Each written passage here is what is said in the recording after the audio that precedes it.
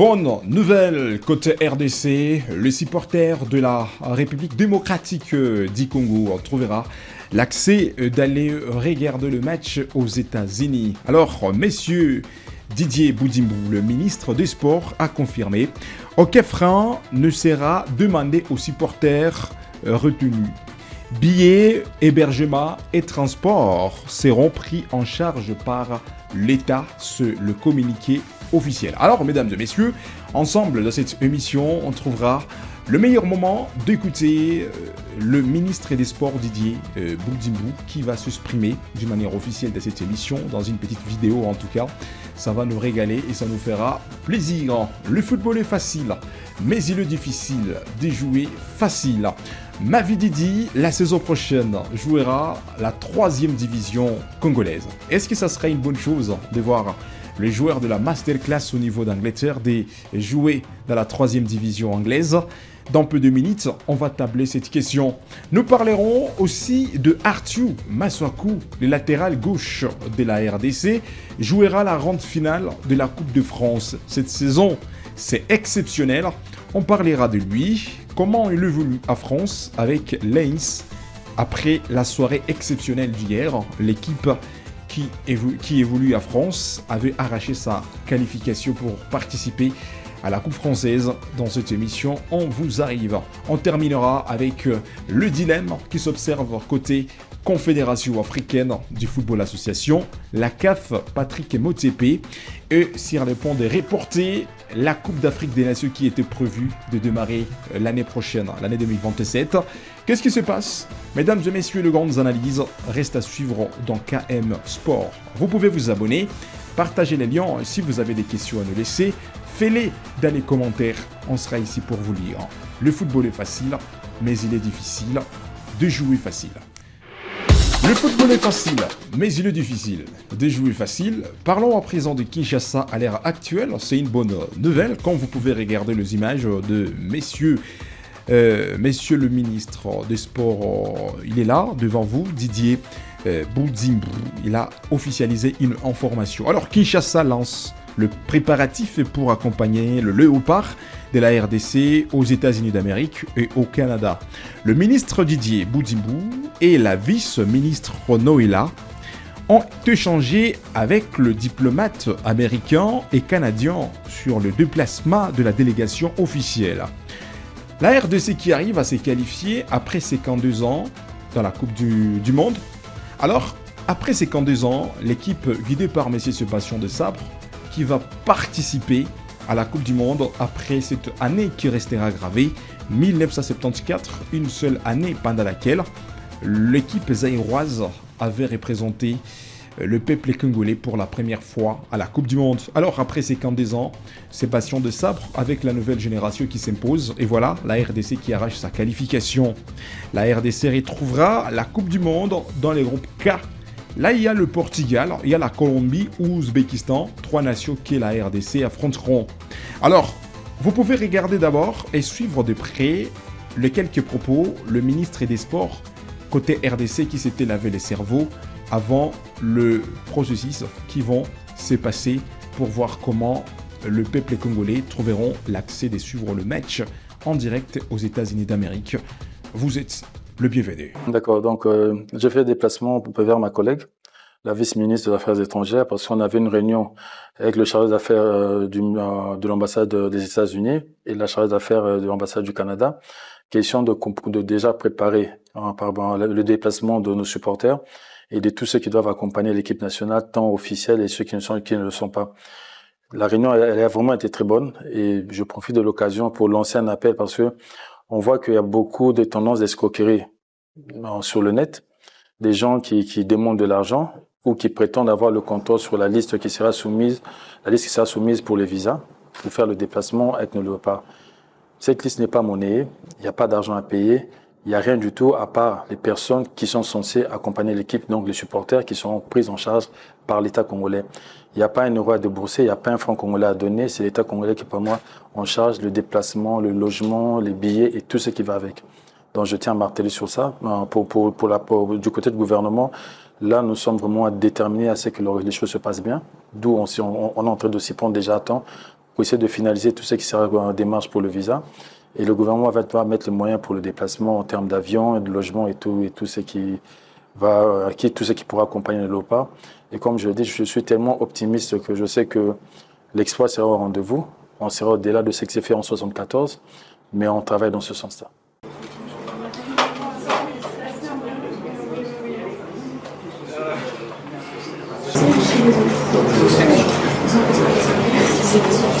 C'est eux les quelques propos, un message qui encourage encore le peuple congolais. Alors, il a signalé, c'est une remarque que KMP Sport nous aussi on peut marteler, aucun frais ne sera demandé aux supporters retenus. Billets, hébergement et transport seront pris en charge par l'État.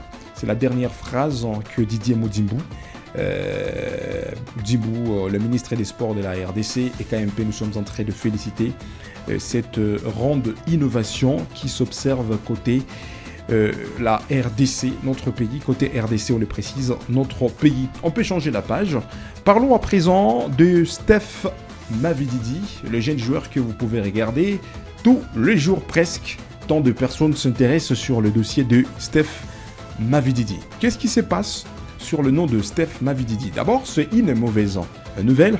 Steph Mavididi, c'est officiel, il sera relégué en 3e division anglaise parce que son équipe a pu faire un match nul la fois passée. Hull City, le match qui s'était joué le mardi 21 avril 2026, 2 buts partout, le score de parité qui fait à ce qu'il y ait l'équipe de Leicester City qui était dans la 2e division anglaise, reléguée à la 3e division anglaise. Alors, quand il s'agit du futur, la nouvelle direction de Steph Mavididi, qu'est-ce qui se passera, mesdames et messieurs? Est-ce que Steph Mavididi, resté en 3e division anglaise, lui donnera la chance de son nom qui peut trouver la place au niveau mondial, mesdames et messieurs? C'est une question que nous sommes en train de se poser parce que quand on parle de la RDC avec les projets de la Coupe du Monde, les noms de Steph Mavididi, parfois ça se répète. Le nom de Steph Mavididi réveille la folie. Un attaquant percutant, il est capable de marquer, il est capable de changer le jeu. Et aujourd'hui, on est en train de les confirmer. Le jeune joueur la saison prochaine sera dans la 3e division, anglaise. Alors jusque-là, aucune équipe qui s'intéresse sur le dossier de Steph Mavididi, les jeunes joueurs que vous êtes en train de regarder. Ça nous fait douter et ça manque de confiance pour le jeune joueur que nous sommes en train de vous parler, Steph Mavididi. Alors, à part lui, on peut toucher aussi Arthur Masuaku et c'est une chose à encourager en tout cas. En regardant Arthur Masuaku, d'abord, il était très loin en Turquie. Une fois quitté la Turquie, et voilà. Messieurs Arthur Masuaku qui s'engage avec une belle formation anglaise Sunderland, là où il a manqué la force, là où il a manqué la dimension, là où il a manqué l'expérience à y faire parce que chaque rencontre il était sur le banc de touche. Et voilà, messieurs Arthur Masuaku, il a changé l'équipe. Il a quitté l'Angleterre, il a laissé Sunderland pour s'engager à France avec Lens. Alors ça reste une bonne nouvelle. Lens, l'équipe qui était qualifiée à la finale de la Coupe française, et ça sera le Congolais, messieurs Arthur Masuaku qui sera présent pour jouer la Coupe de France. Parce que la confiance commence déjà à grandir côté France avec Lens, et ça fait plaisir en regardant messieurs Arthur Masuaku. Avec une question qu'on peut vous poser, pensez-vous que Arthur Masuaku sera avec l'équipe nationale congolaise à la Coupe du Monde? Parce que sa prestation durant la CAN, beaucoup de personnes n'ont pas pu apprécier sa prestation. Et il était présent lors la RDC a pu jouer la ronde finale de barrage RDC contre Jamaïque. Arthur Masuaku a pu trouver le moindre minute de jouer avec la RDC. Et voilà, à bientôt la liste finale sera publiée dans les 5e mois de l'année 2026. Que pensez-vous de Arthur Masuaku, mesdames et messieurs? Parce qu'il fait la fierté de la RDC, qu'on se le dise aujourd'hui, à la France, en regardant le Congolais qui jouera la Coupe de France avec son club. Ça nous fait plaisir. Laissez vos commentaires à ce qui concerne son rêve de jouer la ronde compétition mondiale. Aucun joueur congolais qui a déjà joué la Coupe du Monde. Donc c'est un rêve que tous les joueurs espèrent réaliser dans cette année 2026. On peut toucher aussi l'Afrique en général. La Confédération africaine du football, la CAF, a annoncé une information. La CAN 2027 pourrait être délocalisée en Afrique du Sud. Et pourtant, il y avait 3 pays qui étaient prévus pour que la CAN se déroule dans ces 3 pays. Là, nous sommes en train de voir le Kenya, nous sommes en train de voir la Tanzanie et l'Ouganda. C'était les 3 pays qui étaient là, qui étaient là pour coopérer et voir comment organiser la Coupe d'Afrique des Nations 2027. Mais aujourd'hui, la CAN commence déjà à le préciser, la CAF commence déjà à le préciser, que la Coupe d'Afrique des Nations 2027 pourrait être délocalisée en Afrique du Sud. Pourquoi alors? Ici, il y a des explications fournies par Patrice Motsepe, le président de la CAF, comme vous pouvez les regarder. Il y a 2 raisons. D'abord, la CAN qui était prévue de démarrer du 19 juin au 18 juillet 2027, la compétition pourrait être délocalisée face au retard de pays hôtes dans l'avance de travaux. Parce que jusque-là, il y a des stades qui manquent de professionnalisme, en tout cas. Un rapport rédigé après une visite d'inspection de la Confédération africaine du football association révélait de nombreux retards et insuffisances. Alors, 2 raisons qui font à ce que la CAN pourrait être reportée, parce qu'en Ouganda, il y a des stades qui manquent de professionnalisme, donc il y a beaucoup de travaux qui restent à ce que ces stades peuvent trouver l'art de se faire remonter encore d'une manière professionnelle. Et ça reste le motif, ça reste les quelques raisons que Patrice Motsepe, l'homme que vous êtes en train de regarder là devant vous, il a poussé quelques informations. La CAN pourrait être reportée ou délocalisée dans une autre nation. Et pourtant, il y avait 3 nations qui étaient prévues pour cette grande manifestation, cette grande compétition. On peut citer avec cette information qui nous arrive, qui concerne le basketball. La France organisera pour la première fois la Coupe du Monde en 2031. Et ici, il s'agit du basketball, hein. La balle orange. Et aujourd'hui, c'est la France qui commence déjà à changer la donne. Depuis l'existence de cette discipline sportive, on n'a jamais retrouvé la Coupe du Monde de basketball.